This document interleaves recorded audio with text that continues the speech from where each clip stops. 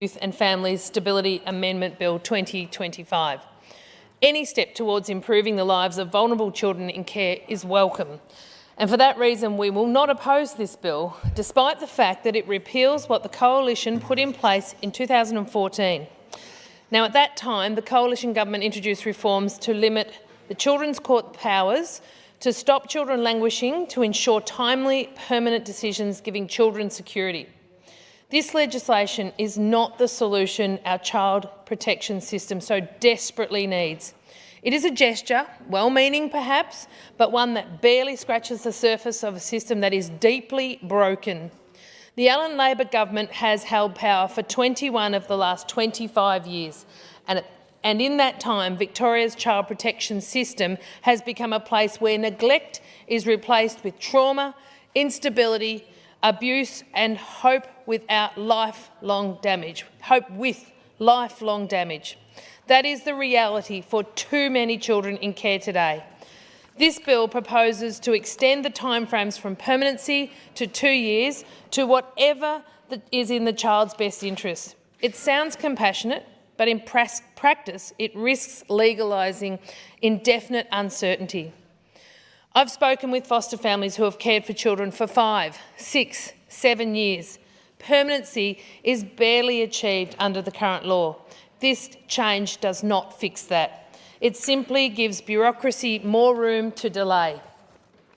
2 years is already an eternity in a child's life. 4 years is a lifetime, and 7 years is almost their entire childhood. A child has only a handful of years before adolescence begins to shape their world. And under this government's watch, that innocence is often being shattered far too early. Let me share what's happening right now in our system. I know of a case where a 9-month-old baby is picked up 5 days a week in the morning by a different child protection worker, driven across the city for over an hour to attend a court-ordered visit with their biological parent. More often than not, and sadly, the parent doesn't show up. The baby spends hours in the car, distressed, off routine, confused, only to be driven back and handed to the foster carers who are doing everything they can do to provide love and stability. These carers witness the trauma, they see the regression, but they have no voice in the care plan, no ability to inform the court of what they observe. This is not a child-centred approach. That is cruelty sanctioned by the state. And this bill does nothing to address that. We all want to see parents in the child's life, but just sometimes it's simply not best for the child. The government says this bill supports reunification and stability, but you cannot fix families by extending timelines and ignoring early intervention. I saw this firsthand as a registered nurse working in Aboriginal health. I went into homes before school, after school, helping parents, establishing routines, supporting families before they collapsed. That's what real prevention looks like. When the Liberals were in government, Minister Mary Wooldridge funded programs that put workers in homes, not behind desks, to stop families breaking down.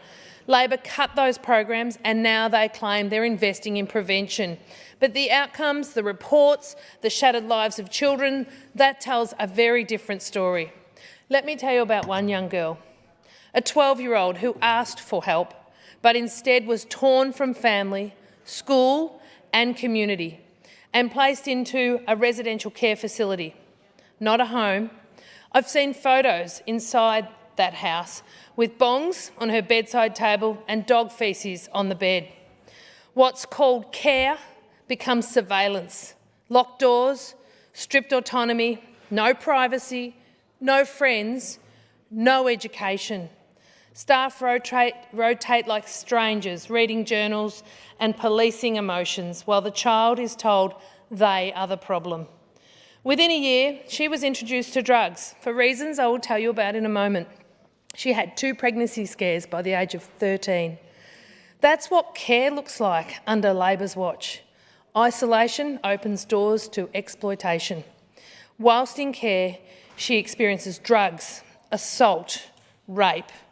Men pick her up directly from the driveway of a state-funded unit.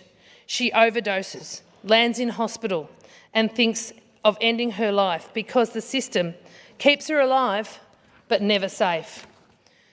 She's now 17 and she's spent 5 years in residential care. She is traumatised, uneducated, unprepared and about to be abandoned into independence without basic life skills. I've spoken with this young girl. She's just a kid, dealt a shitty deal. She overdosed again last week. The system that promised protection delivered exploitation, neglect and despair. This is not just a child's tragedy. This child's tragedy, it's a pattern. Residential care has become the default dumping ground for the most vulnerable, producing children who are leaving more traumatised than when they entered, criminalised, exploited and at the risk of homelessness or death. Last week, her caseworker told me she was raped regularly. She said it's hard to stand by while the system fails her. The state is pouring millions into a system that harms children, strips them of hope and leaves them carrying the lifelong consequences of systematic neglect. Living in a residential home where staff, good, compassionate people tell me they're not supported, not resourced and often not even permitted to intervene when children leave the premises, knowing they are engaging in sex acts with men, 13-year-olds or 14-year-olds or 15-year-olds. This is sexual assault and exploitation, surely in anyone's definition. I've read internal reports describing young girls returning drug-affected, angry, saying they weren't paid for the sexual acts they were coerced into, but they do not want to report the coercion because they need the drugs. The police can't do anything without a report and the staff can't stop the girls leaving. Because at PAYAC, the minister said, we can't lock them in. Minister, no one is asking you to build a jail. We are just asking you to protect the children. Children being sexually exploited under your government's care. Residential care homes in Victoria have become feeding grounds for predators. Older teens introduce the young ones to the drugs. Dealers and abusers wait outside the gates. Everyone in the sector knows it. Workers document it. Reports record it, yet it continues. One provider said to me, you can't say all the girls are addicted to drugs and are prostituting, but almost all are. Almost all. That's not child protection, that is systematic abuse. These children in this life, through no fault of their own, are living a nightmare. And what this government's response is? Spin, glossy reports.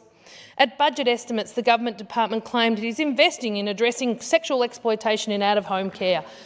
Yet that same budget document admits that cases are rising, that demand for residential care is outpacing resources, that the government cannot even fill the positions of child protection clinicians and caseworkers.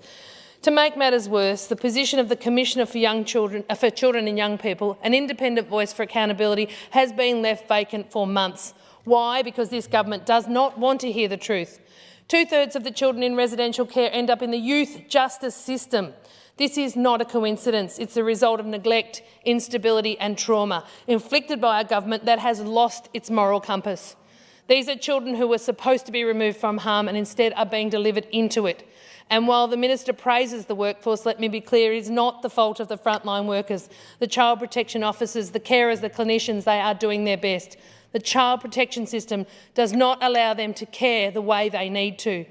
Foster families who are opening their homes and hearts are being treated as an afterthought, excluded from decisions. The number of foster families is declining, which equates to more vulnerable children in residential care. If Labor respected these carers, they would listen to them.